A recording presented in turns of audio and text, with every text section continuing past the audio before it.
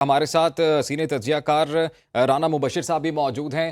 رانا صاحب، آپ کیا کہیں گے کہ بھارت ایکسپیکٹ نہیں کر رہا تھا، سرپرائز ملا کہ پاکستان اس طرح سے ریٹیلیٹ کرے گا؟ کیونکہ ان کے کچھ میڈیا چینلز خود ایکس پر یہ ہم نے دیکھا، وہ کہہ رہے ہیں کہ پاکستان نے جو میزائل اینڈ پہ چلانے تھے وہ پہلے چلا دیے۔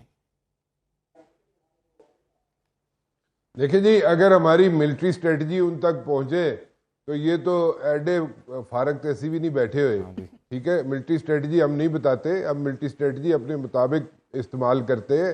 اینڈ جن لوگوں نے وار گیمز کھیلی ہوئی ہیں، میں ان کی بات کر رہا ہوں، جو کہ بیوروکریسی سے بھی ہیں لوگ، نیوی سے بھی ہیں، ایئر فورس سے بھی ہیں، ملٹری سے بھی ہیں، اور الائیڈ آفیسرز جو ہیں ان کو بھی پتہ ہے کہ جب وار گیمز کھیلی جاتی ہیں تو ان ایکسپیکٹڈ جو ہیں چیزیں وہ کی جاتی ہیں۔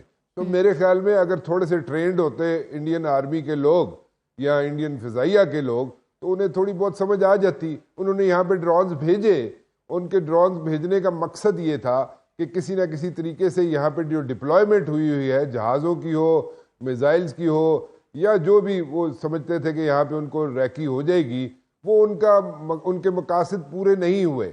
اور ہم نے ان کو اس وقت تک آنے دیا کہ جناب وہ آ جائیں، کیونکہ ہم ان کو 3 طریقوں سے انٹرسپٹ کر سکتے تھے، لیکن ہم نے آخری جو طریقہ تھا وہ اس طریقے کو اپنایا تاکہ وہ جناب نہ تو ہم نے ایئر بورن کیے اپنے جہاز انٹرسپٹ کرنے کے لیے، ان کے یہاں پہ جو بھی ریکی کرنے آئے تھے یہاں پہ لوگ، اور جس طریقے سے ان کو انٹیل جانی تھی وہ نہیں ہم نے ہونے دی۔ اس کے علاوہ ہم نے یہ بھی کوشش کی کہ جناب وہ اپنا جو ہے نا اپنا جڑا زور لاڑا لا لو۔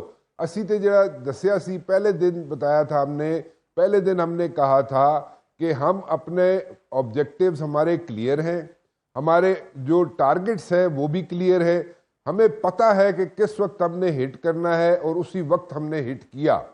ہم نے ریسٹرینٹ دکھائی اور ہم نے ان کو چانس دیا کہ وہ شاید بیک آف کر جائیں، لیکن وہ بیک آف نہیں کیا انہوں نے، ٹھیک ہے۔ لیکن ایک چیز یہاں پہ میں ضرور کہنا چاہوں گا، ہم نے صرف اور صرف یہاں پہ ملٹری جو بیسز تھے، ملٹری انٹیلیجنس ٹریننگ سکول تھا انڈیا کے اندر، اس کو ہٹ کیا۔ ہم نے ایئر بیسز ہٹ کیے، ہم نے جہاں پہ ایئر سٹرپس تھی ان کو ہٹ کیا۔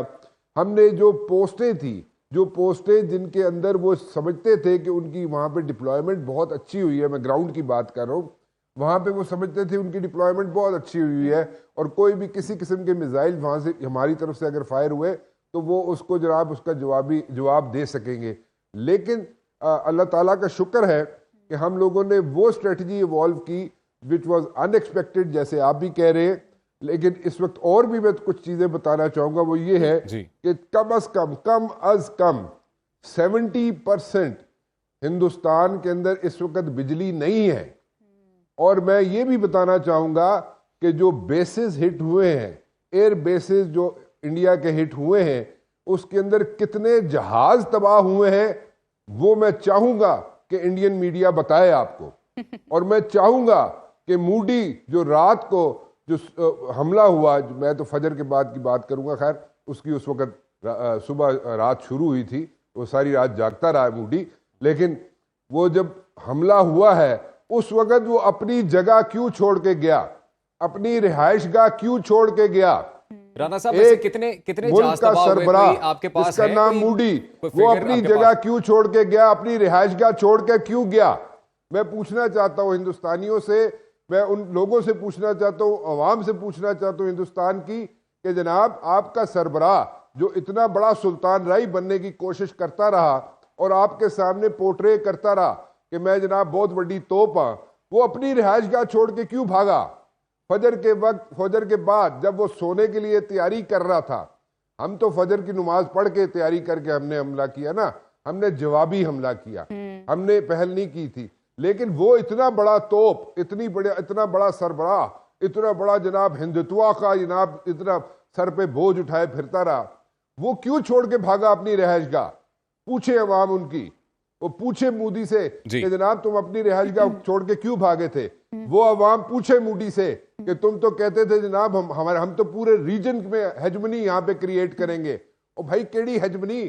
تسی تے ایتھے میزائل برداشت نہیں کر سکے، تاڑا سربراہ ایتھے میزائل برداشت نہیں کر سکیا، موڈی بھاگا ہے۔ اپنی رہائش گاہ سے بھاگا. اور یہ بھی بتائیں رانا صاحب وہ انڈین میڈیا مودی والے کے کچھ یہ بھی بھکت بتائیں ہیں جو کہ مودی پہ بیسز بہت ہٹ بھروسہ ہوئے کرتے ہیں ان کے اور اندر وہ کتنے چاہتے ہوں گے جہاز کہ تباہ ہوئے اس بار انڈیا کے. مودی صاحب خود اپنا ایئر فورس کا لباس پہن کے جہاز میں بیٹھے اور شاید وہ جا کے حملہ کریں، کیونکہ حالات تو کچھ ایسے ہی لگ رہے تھے. لیکن مجھے لگتا ہے کہ رافیل مودی بھی نہیں چلا سکیں گے، اور جو انڈین پائلٹس کا حال ہو رہا ہے وہی مودی کا حال ہوگا.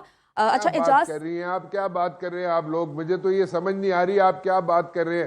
آپ موڈی کو جناب کہہ رہے ہیں کہ وہ رافیل چلائے گا. وہ کھوتا گڈی نہیں چلا سکتا موڈی. تسی کس چکر وچ پے گئے یار؟ سر خواہش تو وہ کر سکتے ہیں نا جناب اتنے رافیل سر، چلائے گا، مودی وہ جہاز خواہش تو چلائے کر گا. سکتے ہیں نا، دل تو ہے نا مودی کے پاس، چاہے وہ سنگ دل ہے. یا ان کی عوام کو لگتا ہے کہ وہ اڑا سکتے ہیں شاید. آپ جب جیسی فائٹر ایئر کرافٹ کی کاکپٹ میں بیٹھتے ہیں تو آپ کو فزیکلی فٹ ہونا پڑتا ہے. ایک تو وہ فزیکلی فٹ ہے نہیں ہے، چلے میں اس ڈیٹیل میں نہیں جاؤں گا اس وقت کیونکہ فزیکلی واقعی فٹ نہیں ہے، لیکن چلے اس کے اندر جو اور پرابلمز ہیں وہ تو چلے میں بعد میں ڈسکس کروں گا. اس وقت میں یہ ضرور ڈسکس کروں گا کہ فائٹر ایئر کرافٹ کی کاکپٹ میں بیٹھنے کے لیے you have to be 100% fit. He is not 100% fit. وہ کاکپٹ میں بیٹھ کے ہیلمٹ پہن کے وہ یہاں پہ کوئی ادھر ایک بندر کی طرح بیٹھ سکتا ہے لیکن وہ ایسے نہیں کر سکتا کہ وہ جہاز میں بیٹھ کے اڑ بھی جائے. نہیں بھائی، وہ دے وس دی کھیڑ نہیں ہے. انہوں ہارٹ اٹیک ہو جائے گا. بھارتی پائلٹس کی بات کریں تو وہ ایک مشہور اگر جہاز نے جیز فائٹر ایئر کرافٹ نے جیز پل کی تو اس کو پہلا ہارٹ اٹیک تو ادھر ہو جائے گا، وہ تو فارغ ہو جائے گا. لیکن میرے جو سوالوں کے جواب ہیں وہ ضرور دیں کہ جناب موڈی اپنی رہائش گاہ رات کو چھوڑ کے کیوں بھاگا؟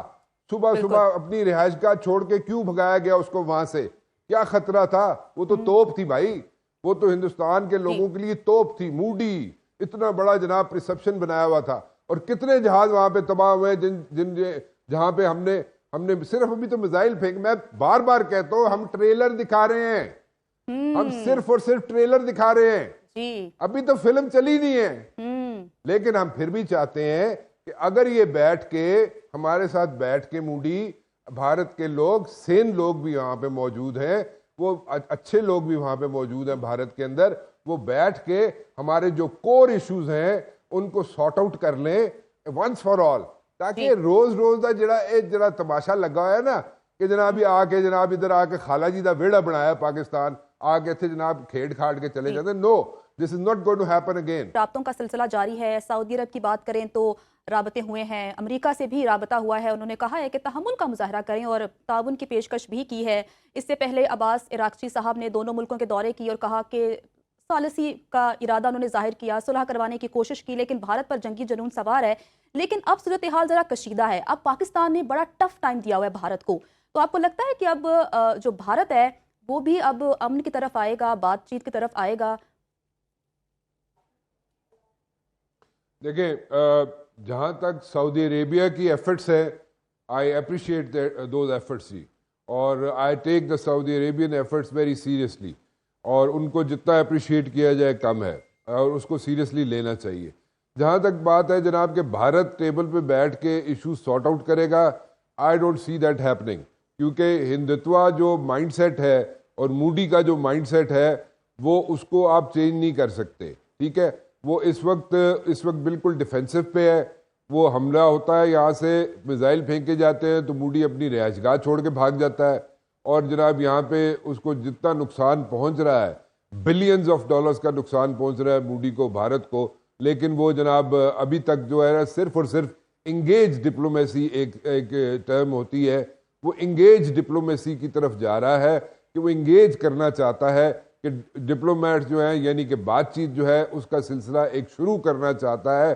لیکن اگر یہ کہا جائے کہ وہ بیٹھ کے سارے مسئلے حل کر لے گا تو وہ میرے خیال میں غلط ہوگا. وہ وشفل تھنکنگ ضرور ہو سکتی ہے لیکن ایسا نہیں ہوگا until and unless جو ہمارے لیے کوششیں کر رہے ہیں. میں سعودی عربیہ کا بار بار ذکر اس لیے کر رہا ہوں کہ we should appreciate their efforts, Saudi efforts, اور if India is ready to sit across the table, jot down کر کے ہم بیٹھ جاتے ہیں. ہمارے جو ایشوز ہیں including the core issue of Kashmir, ہم سارے ایشوز بیٹھ کے سارٹ آؤٹ اگر انڈیا کرنے کے لیے سیریسلی، دیکھیں seriously, the point is seriously اگر بیٹھ کے ان کو سارٹ آؤٹ کرنے کے لیے تیار ہے تو nothing like it, we will go for it.